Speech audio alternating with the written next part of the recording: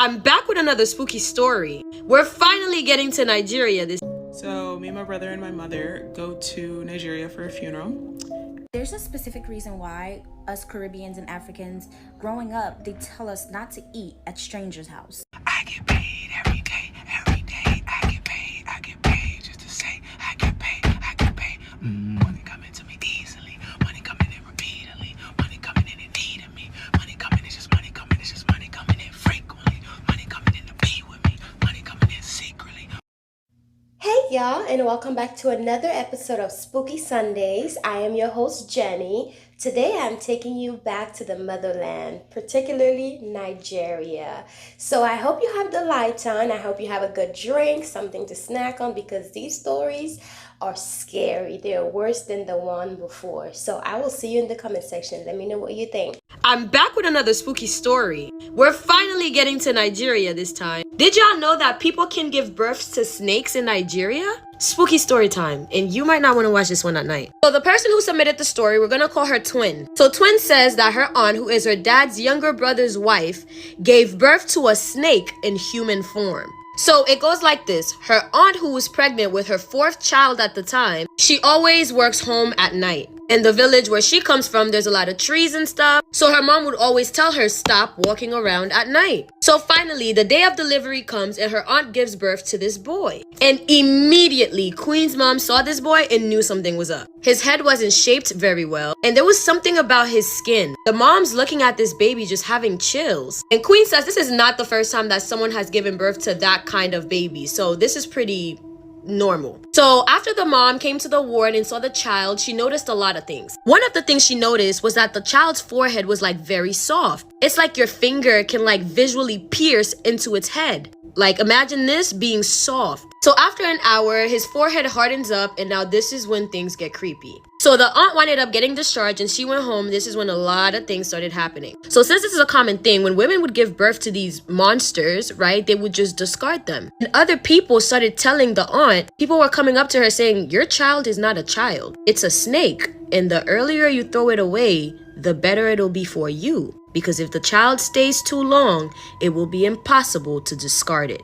So at the time, the aunt and the uncle, the parents of this child, didn't listen to anybody. They both decided to keep their baby. But suddenly, their eldest child in the home just started getting drastically ill. And when Queen's mom heard of all of this, like, the oldest child is on his deathbed. So when Queen's mom was hearing about all of this, she knew what was going on. Because remember, she was one of the first people to see the baby at the hospital to say that that baby is actually a snake, or that there was something off with the toddler. So when Queen's mom found out about the older brother getting sick, she connected the dots and said, oh hell nah, just come live with me, son. So Queen's mom already figured out that the baby, or the snake, was actually going to unalive the older brother. So the older brother came to live with Queen's mother instead. And after 4 months of being there, he finally recovered. Her mom gave him some anointing oil and prayed for him. Older brother is back to normal. So at this point, it's 4 months since that baby's been born. Even though it's been 4 months, the baby's neck still wasn't strong enough to support itself. This baby's neck was still basically like flailing all around. And they would take the baby to the doctor, and the doctor would say that the baby's fine, like there's no default. But Queen says, sis, if you saw that child, she said its skin was shining like a snake. He had weird hair, and his eyes also were just very strange. She said the child was kind of beautiful, but in a creepy way. And funny enough, every time someone tries to warn the aunt that the baby might actually be a snake, the baby would just start crying, the aunt would get distracted, and that would just be that. So Queen's aunt is a very chubby woman and very beautiful. She started drying up like someone was literally draining her blood. Stuff started happening. She's having weird dreams about snakes and stuff. So one day she goes to the market to sell some farm produce, and she had her child with her, a Fulani man. And she says Fulani is a tribe from Nigeria, and they are very powerful herbalists. So this Fulani man approaches her while she's holding the baby, and he said to the aunt, what are you doing with such a big snake by your side? And the aunt was like, what snake? And he said, the child you are carrying is a snake. You need to go get rid of it before it gets rid of you. So at this point, this is when the auntie / mother of the child starts really getting scared. And because this story is so flipping long, like I'm still scrolling, I'm gonna have to do a part 2. It's been a while since I've done part 1s and part 2s on my page. I think you guys can wait. Let me know what you guys think about this story. If you guys think that they kept the baby, let me know in the comments. If you guys think they got rid of the baby, let me know in the comments. As a matter of fact, let me know what would you do if you found out that the baby that you carried for 9 months that you just gave birth to happens to be a demon spawn. Would you get rid of it or would you keep it even if it's at your own detriment? Alright, thank you so much for watching. Make sure you guys follow me on this here app, duh. And follow me on Instagram just so that I know that it's real, duh. If you haven't already, subscribe to my YouTube channel for more longer, better spooky stories. Alright, I love you, my abducted humans, from your favorite Haitian homegirl. Okay, part 2. So after the guy asked her, why are you holding a snake? And this woman is holding her baby and the panic is really starting to kick in. So she then runs home and goes and tells her husband exactly what this guy just told her. And the next day they decided to go see another herbalist who told them the exact same thing. So it turns out that the child was a snake, and not just an ordinary snake, a king among snakes. In the night, he lasses them with some sleeping charm. Once he does that, he then turns into a snake and then he sneaks outside to catch rats and mice. To eat, of course. And also swim inside the well in the middle of the compound. And as the herbalist is explaining this to the mother, she goes, oh, well, no wonder whenever she woke up, the child's stomach was always huge. The herbalist instructed them not to take the child home and that they should find a witch doctor that can safely discard of the baby. If not, if she goes back home with the baby, there will be some serious consequences. He warned them that the child will unalive the mother, and on the day of her burial, the father will also pass away, and then the snake itself will vanish. So the mom and dad go on this journey to find a witch doctor, and boom, they find one, but one problem, she does not want to work with them because the child is too old, thus too powerful. So after much pleading, he accepted for a very high price. He asked them to bring all of the child's belongings, a white fowl for the sacrifices. Then he did some incantation and put a necklace around the child's neck, and the necklace was to reduce its power. And then he proceeded on giving the mother something to drink, which was to break all ties between the mother and the child. And in the following morning, they set out to the river. So with all the ritual items, the rules are immediately she gives the child away, then she turns around and walks home and never looks back. No matter what happens, she is never supposed to look back. Because if she does, the child will come back home. So the following morning, she does just that. She gives the witch doctor the baby, turns front, and goes all the way home and never looks back. Meanwhile, the herbalist did some incantation, threw the baby's clothes into the river. Then there was a white hen that was used to distract the snake while he yeets the baby into the river. The child turned into a snake as it was distracted. The witch doctor was very quick because he got out of sight by the time it noticed. The witch doctor also told her do not sleep in the same house because the child will come back to try to unalive her. She winded up sleeping at her mother's house instead that night. And there was a lot of activities going on outside the house that night. Like a lot of heavy winds. And not to mention the following day when they checked the well, it was basically dried up. But it wasn't drying season yet, so that's odd. A few days later, the mom's skin becomes very dry and very itchy. And when she saw a native doctor, he told her that basically while she was breastfeeding, she didn't realize that the child's saliva was poisonous and that the child was also sucking out blood from her, basically making her dry. He gave her some herbal soap, and Queen just recalls seeing her auntie cry while she's just like itching her skin. Queen, the person who submitted the story, says, and Queen says that taught her a lesson. If she were to become pregnant, no staying out late, no carrying of random children. Yeah, y'all shouldn't be doing that. Because a snake child can possess a child in the womb also. She said that this happened in Benue State, Castina Ala, her hometown. Benue State, is it French? Alright, thank you guys so much for watching. That's it for part 2. You guys bullied the fuck out of me, but like it's out now. Alright, y'all. Thank you guys so much for watching. Make sure you follow me on Instagram. Is it even real if you're not? Like, what? What the f? I love you, my abducted humans, from your favorite Haitian homegirl. So me, my brother, and my mother go to Nigeria for a funeral. And Nigerian funerals, like, that shit's a party, fiesta, like day and night, just music blaring, mad people. There's probably like 5,000 people there. And what are the odds one person's gonna know all 5,000? Like, I probably knew like 17 people there. People just show up for the vibes, for the food, for the music, like for the food. So we're vibing, dancing, celebrating life, and someone comes up to my mom and like touches her stomach and like starts rubbing it.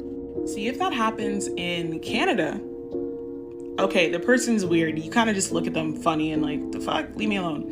In Nigeria, you better catch that person and ask them exactly what they're trying to do. Like, what type of curse did you try to put on me right there? So my mom's trying to grab her. Sis is weaseling through the crowd, into the crowd of 5,000 people, nowhere to be seen again. My mom forgets about it. We go on about dancing. So later that night, we're all chilling again. You know the vibes, you know us. And my mom gets super sick. And we're thinking like, oh, just like food poisoning, right? So she starts throwing up, but at a point she's like throwing up bile. Like it's bad, it's concerning. So someone calls my grandma, and my grandma, she missions to get there. She's pedal to the metal, floors it, gets to where we are in like 20 minutes, even though it's like a 45-minute journey. So the next morning, my grandma sees us to the airport, and at this point, like my mom's still super sick. We're like pushing her in the wheelchair to try to get her from terminal to terminal, just trying to make sure we leave this country. Because a weekend, the heat, I was ready to roll in a snowbank at that point. So as the plane takes off, look over at my mom. She's looking a good 2 out of 10. As we fly over the Atlantic Ocean to get out of Africa, I look over at her. She's looking 10 out of 10. She's smiling, happy, joking around. I was like, whoa, that's crazy. So then we get to Canada, and my grandma calls us, trying to check on her daughter. Like, how is she? How is she? My mom, she takes the phone. She's laughing. Haha, made it. So my grandma, super relieved, tells us that she had gone to an oracle maybe like a week before the funeral, and it was prophesized that a young lady would be killed or would die during the funeral's procession, like over like the week that the funeral happens. So as my mom got sick, everyone that knows of this prophecy is thinking. So honestly, my theory is that if we would have stayed in Nigeria, which was entirely possible because our flight got canceled and I had to pay $4,000 to get us a new flight the next day to get us out of that continent. If we stayed in Nigeria, this would have been a completely different story. There's a specific reason why us Caribbeans and Africans, growing up, they tell us not to eat at strangers' house. Not to eat at anybody's house, to be honest. That was so embedded in me that till this day, I will not eat at people's house. Not only is it because that not everybody is clean, but it's also because that you don't know what that person put in that food. Scary story time. So there was this guy, let's call him Leo. So Leo had this friend, and this was like his best friend. Let's call him Sam. And this is a real quick story time. Sam and Leo basically like grew up together. They were super close, like the bestest of friends. Sam had a younger sister. Let's call her Julia. Now, at this point of the story, Sam and Leo, and he was very hesitant about answering, but he answered anyway. He picks up the phone, and immediately she is super apologetic. She's like, oh my God, I'm so sorry. I got drunk. I should have never acted that way. I want to make it up to you. Please come over the house. I'm cooking today. I will make you a plate. And I promise you this will never happen again. Like, I will never bring it up again. I respect your wishes and your decisions and your boundaries. Please, I'm so sorry. And so this is kind of like a weight lifted off his shoulder because he didn't want things to start being weird with him and his best friend and going over there because he would always go over there. And so before he left, his mom had cooked. And so that's what he did. He brought the food to his mom. And his mom... So growing up in my household, my grandma always said, don't open your fucking doors after a certain time of night. Because after a certain time of night, there ain't shit out there but trouble. And my mom would always say, during a certain time of night, she was like, honey, there ain't nothing open but a hospital or a pair of legs. So I say all that to say, I was recently reading After the Rain, this graphic novel about like Nigerian and African folklore. And in the back of the book, there's this author, Nnedi Okorafor. Sorry if I butchered your name. The graphic novel was created by a guy named John Jennings. However, he took from her short story and made this beautiful work of art. So in the back, she talks about the inspiration of the story because the story starts off. The main character is an American police officer. She goes back home to a Nigerian village to visit her grandmother and her great auntie. And during this rainstorm, she hears a knock at the door. And you know, in them African villages, it's very mystical. And they're like, don't answer, no knocks at the door at a certain time of night. But of course, her not being superstitious per se, she don't believe it. So she goes to answer the door, and it's a little boy with his head half blown off. And he speaks to her in like an Igbo language. village. And then he says, tag, you're it, and then pretty much puts the spirits on her. And then a couple days later, when she sees the boy in the village or the marketplace, he is completely fine now. And now, for the main character, supernatural shit starts to plague her, and the spirits start to come after her. So back to the back of the page, where the true story it originates from. So pretty much this woman, Nnedi Okorafor, she's like a Chicago professor. She was talking to one of her co-workers, who's like the head of liberal arts, and she told her how her friend, who's Ghanaian, was visiting her home village from the States. And one evening he heard a knock at the door. He goes to open it, and there's a boy in the doorway with half of his head blown off. He slams it, of course, because that's some scary shit. But of course, he opens it again to see, like, is my mind playing tricks on me? And the boy is gone. The next day, he saw the boy in a field playing soccer perfectly fine. Now, of course, I don't care if you're a believer of stuff like that. I'm not here to make a believer out of you. But growing up, I was always told, like, you know, you never whistle outside after night. That's like the basic shit everybody knows. And, you know, some people will whistle and nothing will happen. But I was just always raised on, like, you know, after a certain time, that door is locked and you ain't coming and you ain't going. And I love how the book made me realize no matter how far apart we are, a lot of us still have the same superstitions, and we know better than to answer that door at certain times of night. Because it's just something about them early spirit hours you just don't fuck with. Hey Dad, did you know that Africa... Son, stop calling it that. It's disrespectful to our motherland. What? I just said Africa. Except that's not the original name. It's Alkebulan, meaning the mother of mankind or Garden of Eden. Are you serious? How did I not know this? I told you, son. Question everything. The Matrix be matrixing and truth gets lost in history. Huh. So when did it change to Africa? It's said to be around the late 17th century and initially only used to refer to the northern part of Africa, Alkebulan. Around that time, the continent had been colonized by the Europeans, and they then influenced the change of identity from Alkebulan to Africa. But why Africa out of all the other names? Well, apparently, son, before the Europeans settled for the word Africa, it was called a bunch of different names from Libya to Ethiopia and 2 other names that I don't know how to say. But I'd be lying if I told you the true reason for the change. No one knows the source for sure, just mere theories. Dad, you are blowing my mind right now. It's not me, son. It's Jake Eisen. He's helping people break the illusion of objective reality.